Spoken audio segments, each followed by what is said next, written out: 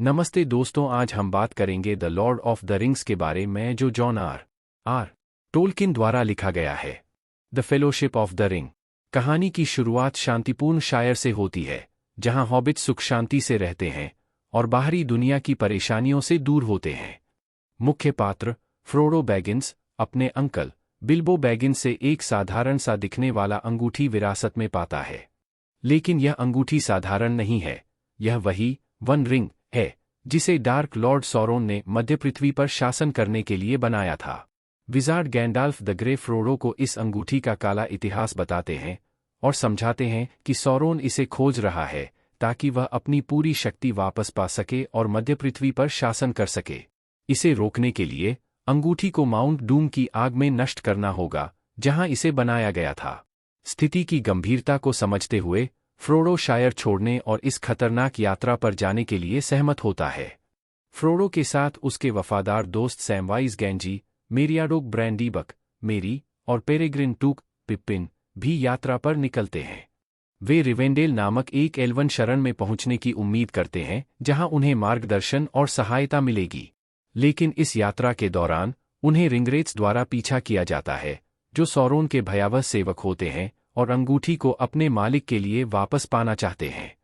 रिवेंडेल में फ्रोडो और उसके साथी मध्य पृथ्वी की विभिन्न जातियों के प्रतिनिधियों से मिलते हैं, जिनमें इंसान अरागॉर्न, एल्फ लेगोलस, ड्वार्फ गिमली और इंसान बोरमीर शामिल हैं।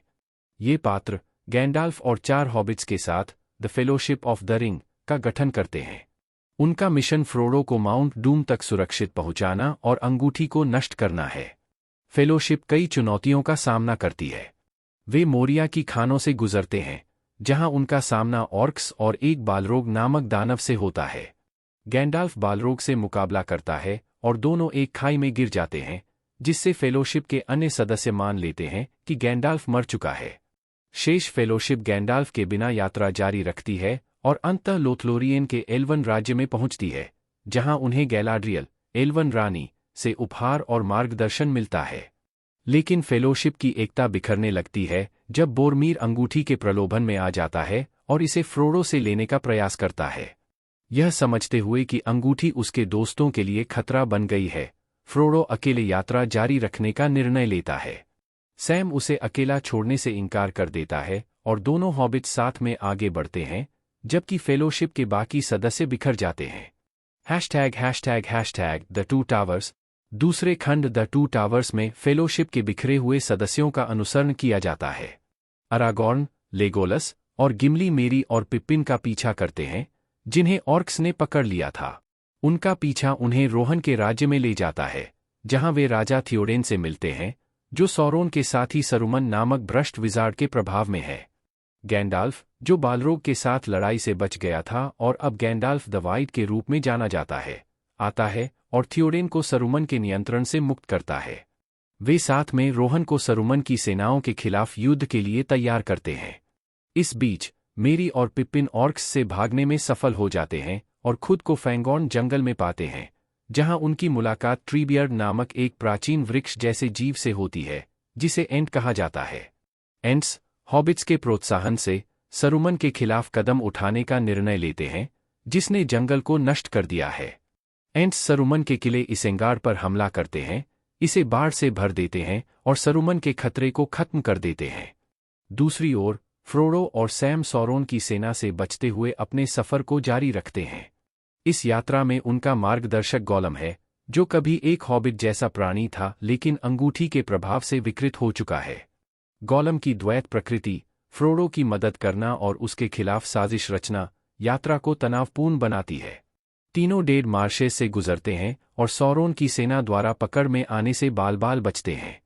गॉलम फ्रोडो और सैम को मॉर्डोर के ब्लैक गेट तक ले जाता है, लेकिन वे इसे भारी सुरक्षा में पाते हैं और प्रवेश करना असंभव होता है।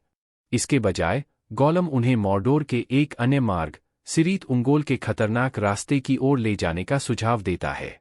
फ्रोडो अंगूठी के बढ़ते बोझ और गॉलम पर बढ़ते भरोसे के कारण इस रास्ते को अपनाने के लिए तैयार हो जाता है।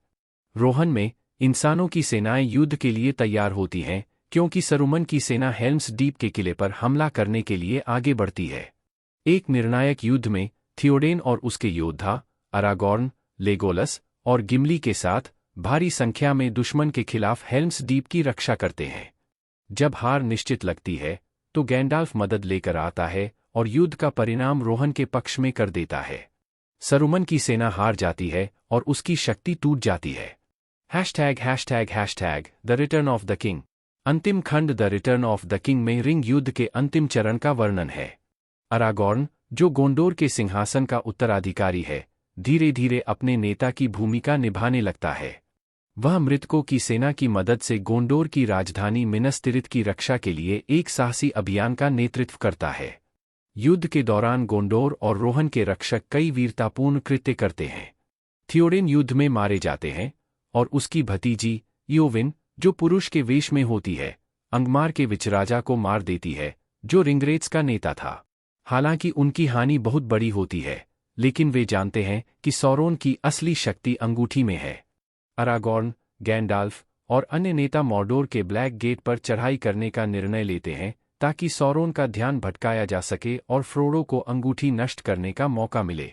इस बीच फ्रोडो और सैम गोलम के साथ सिरीथ उंगोल तक पहुंचते हैं, जहां गोलम उन्हें विशाल मकड़ी शेलोब के पास धोखे से ले जाता है।